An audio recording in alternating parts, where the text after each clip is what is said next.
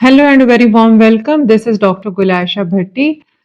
100 साल पहले यानी एक सेंचुरी पहले 1925 में एक छोटा सा वॉलेंटियर ग्रुप उस वक्त सब कॉन्टिनेंट में बनाया गया था जिसका नाम था राष्ट्रीय स्वयंसेवक सेवक संघ यानी आरएसएस। और जब इस वक्त बनाया गया था एक छोटे से गांव में नागपुर के, तो उस वक्त कोई इमेजिन भी नहीं कर सकता था कि 100 साल के बाद वो एक ऐसी ऑर्गेनाइजेशन में डेवलप हो जाएगा जो बेसिकली तो इंस्पिरेशन उसको 20th सेंचुरी के यूरोपियन अल्ट्रा नेशनलिस्ट मूवमेंट से मिली थी, लेकिन वो शेप करेगा बाद में जाकर इंडिया की सारी पॉलिटिकल और सोशल आइडेंटिटी को। और आज जब 100 साल इस ऑर्गेनाइजेशन को हो चुके हैं, तो we are going to look into कि 100 साल में इसने क्या अचीव किया और किस तरह से साउथ एशिया पे इसका इन्फ्लुएंस और उसका इम्पैक्ट क्या है। अब आरएसएस जो है वो 100 इयर्स की हो गई है इस साल में, और उसका इन्फ्लुएंस जो है वो सिर्फ टेम्पल्स तक या स्कूल्स तक या लोकल ग्रुप्स तक नहीं रहा, बल्कि वो बढ़ते बढ़ते वो इंडिया की गवर्नेंस का भी स्ट्रॉन्ग पार्ट बन गया है। इंडिया जब बनाया था तो उसको जवाहरलाल नेहरू जो थे वो कहा करते थे कि India is going to be a secular democracy. लेकिन आज जब हम देखते हैं तो वो सेक्युलर डेमोक्रेसी तो हमें नजर नहीं आती, हमें तो हिंदुत्व और अखंड भारत का एक वो विजन नजर आता है जिसकी बेसिस के ऊपर अब वो एक पूरे का पूरा जो साउथ एशिया है वो एक जॉइंट सॉवरेन नेशन के तौर पे देखा जाता है in future. That's what make the this whole century of RSS more than a domestic event. ऐसा लगता है कि ये एक स्ट्रेटेजिक टर्निंग पॉइंट है पूरे के पूरे साउथ एशिया का, जिस तरह से 100 साल में इसने अपने आप को डेवलप किया। तो वो गांधी का जो इंडिया था उससे निकलते निकलते गॉडसे की जो आइडियोलॉजी थी उसको क्रॉस करते करते कहाँ बात पहुंची हम उसको डिस्कस करेंगे। देखिए आयरनी ये है कि इंडिया का जो जर्नी था ना वो जब स्टार्ट हुआ तो बात की जा रही थी सेक्युलर आइडेंटिटी की, लेकिन आरएसएस जब बना था 1925 में तो उसको के बी हैगवर्ड बेसिकली वो एक उन्होंने उसको बनाया, और वो बनाने का पर्पस ये था कि वो महात्मा गांधी का वो जो इंक्लूसिव नेशनलिज्म है जिसमें सारी nations are one under one India, तो उसके अगेंस्ट थे वो। आरएसएस ने अपोज किया गांधी के प्लूरलिस्टिक आइडिया ऑफ इंडिया को, एंड जहाँ पे Hindu Christian Muslim Sikh they have their own coexistence का mechanism and shared democratic framework. लेकिन ये आइडियोलॉजिकल जो टेक्स्ट था पर्टिकुलरली स्पेशली गोलवाकर जो है उसने इस आइडिया को बहुत सेलिब्रेट किया कि जो इट्स अबाउट हिंदू राष्ट्र या हिंदू नेशनलिज्म, जहाँ पर minority could live only under the dominance of the majority. फिर डेकेड्स एंड डेकेड्स पास करते रहे, आरएसएस सिर्फ एक फ्रिंज मूवमेंट रहा, बहुत दफा को बैन भी किया गया, स्पेशली जब गांधी की असैसिनेशन हुई उसको भी लिंक किया गया इसकी आइडियोलॉजी के साथ। लेकिन 2014 में नरेंद्र मोदी जो कि लाइफ टाइम और लाइफ लॉन्ग आरएसएस मेंबर हैं, उन्होंने एज अ प्राइम मिनिस्टर जब वो अपनी हुकूमत संभाली तो साथ ही फ्रिंज जो है ना ये एक मेन स्ट्रीम पावर बन गई। अब इंडिया ने क्या किया कि उसने अपने सेकुलर प्लुरलिज्म की जो आइडेंटिटी थी उससे निकलते निकलते वो हिंदुत्व ड्रिवन नेशनलिज्म में आ गई। पहले तो ये था कि I mean that's another story, हम किसी और उसको वीडियो में डिस्कस करेंगे कि वो सेकुलर प्लुरलिज्म जो था वो भी काइंड ऑफ एक कवर था, अंदर कहीं ना कहीं हिंदू आइडेंटिटी एक्सट्रीमिज्म में मौजूद थी। लेकिन यहाँ पे तो आरएसएस ने ओपनली हिंदुत्व ड्रिवन नेशनलिज्म की बात करनी शुरू कर दी, जिसमें लॉयल्टी थी जो वो सिटीजनशिप के साथ नहीं है बल्कि वो कल्चरल और रिलीजियस जो कनेक्शन है उसके साथ मौजूद है। अब आरएसएस जो है वो एक पावर है बिहाइंड द पावर, जैसे हम देखते हैं कि एक कल्चरल ग्रुप से निकलते निकलते वो एक लार्जेस्ट नॉन गवर्नमेंटल ऑर्गेनाइजेशन बन गया, बल्कि पूरी दुनिया में it's one of those organisation जो कि एक्टिवली काम कर रही हैं। कोई अराउंड 60,000 के करीब इनकी लोकल ब्रांचेस हैं, जिसमें हंड्रेड्स ऑफ स्कूल हैं, मीडिया आउटलेट्स हैं, थिंक टैंक्स हैं, सोशल ऑर्गेनाइजेशन है। अब उसमें हम उनको जब ब्रेक डाउन करते हैं तो हम देखते हैं कि जो भारतीय जनता पार्टी है जिसको बीजेपी कहते हैं वो इसका पॉलिटिकल आर्म है। फिर इसके बाद विश्व हिंदू परिषद हम देखते हैं तो वो हैंडल करता है इसके रिलीजियस आउटरीच को। और फिर उसके बाद हम देखते हैं कि अखंड भारतीय विद्यार्थी परिषद जो है जिसको ABVP कहते हैं वो डोमिनेट करती है इसके कैंपेन्स को, सारी related to the education and all that. और फिर उसके बाद सेवा भारती जो है वो रन करती है इसके वेलफेयर प्रोग्राम्स को, और ये वेलफेयर प्रोग्राम जो है वो इट्स प्रोजेक्ट्स होते हैं और बहुत सारे वेलफेयर की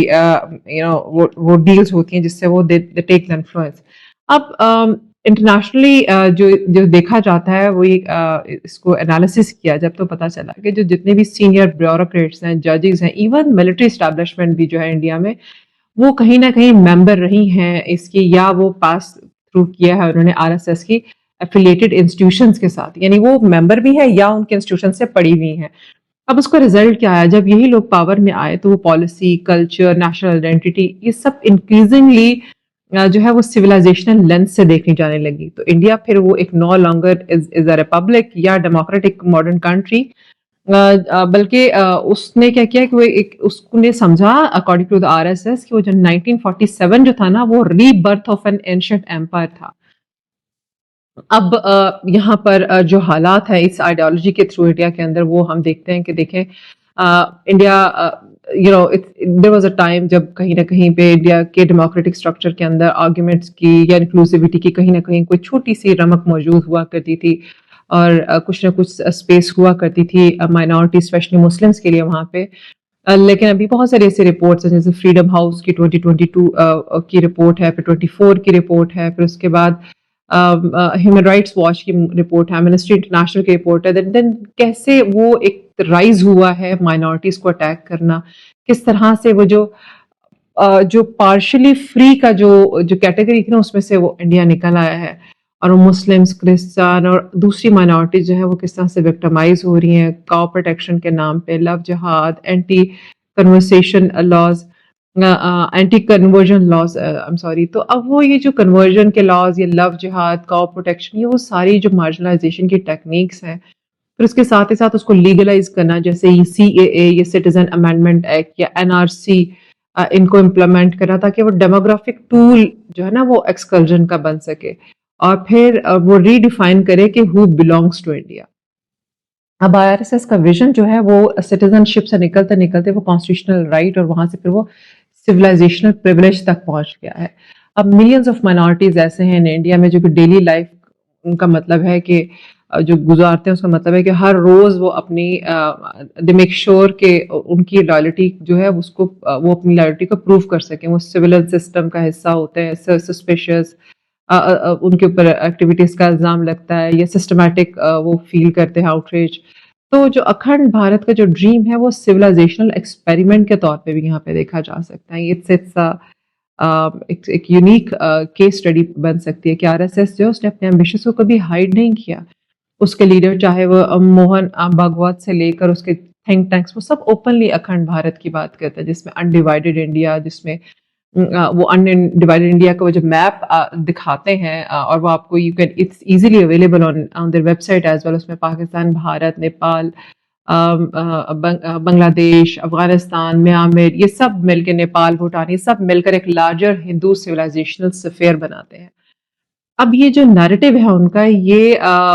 यू नो पार्टीशन से ही स्टार्ट हो गया, और फिर उसको हम कहते हैं कि ये अनफिनिश्ड स्टोरी है और इसको कंप्लीट होना है। और ये आइडिया इतना पावरफुल हो गया कि इसने इंडिया की फिर फॉरेन पॉलिसी को भी रिफ्रेम किया, यानी उसमें फिर फॉरेन पॉलिसी में उसके रिलेशनशिप अपने नेबरहुड के साथ भी उसी के बेसिस पे बनना शुरू हो गए हैं। देखिए आरएसएस लिंक की जितनी भी फिगर्स हैं, जो जब वो बात करती हैं reuniting of the sub continent, तो वो एक बड़ा चिलिंग किस्म का सिग्नल भेजती हैं इंडिया के नेबरहुड के अंदर। और ये इसी दैट इज द रीजन कि उसकी नेबरहुड में जितने भी मुल्क हैं मौजूद है, बांग्लादेश है, भूटान है, नेपाल है, म्यांमार है, वहाँ से एक रेजिस्टेंस स्ट्रांग फील होना शुरू हो गई है। और इस ऑल्दो कि वो अपनी फॉरेन पॉलिसी जब इंडिया बना रहा है तो वो उसको आइडियोलॉजिकल लेंस से देख रहा है, लेकिन नेबरहुड जो है ना वो बहुत ज़्यादा कॉशियस हो गए हैं कि ये जो इन्फ्लुएंस है वो हम तक ना पहुंचे, बिकॉज उनकी भी सॉवरेनिटी के ऊपर it's a big question. India ने मोदी के गवर्नमेंट के अंदर बहुत ही असर्टिव और बहुत ही कन्फ्रंटेशनल अप्रोच इस्तेमाल किया टुवर्ड देयर नेबरहुड। यानी उसमें देखें कि चाहे वो मिलिट्री स्टैंड ऑफ की बात हो रही है विद चाइना, चाहे वो पाकिस्तान को मार्जिनलाइज करना on on a basis of you know the diplomatic isolation, और फिर उसके बाद उसके साथ stand of military stand of, then strategic dominance over Nepal, Bhutan, Sri Lanka, और इस तरह की जितनी भी अटेम्प्ट्स रही हैं टू इन्फ्लुएंस बांग्लादेश के इंटरनल पॉलिटिक्स, और फिर देन हसीना वाजिद का जाना इंडिया में एग्जाइल, सेल्फ एग्जाइल में बैठ जाना।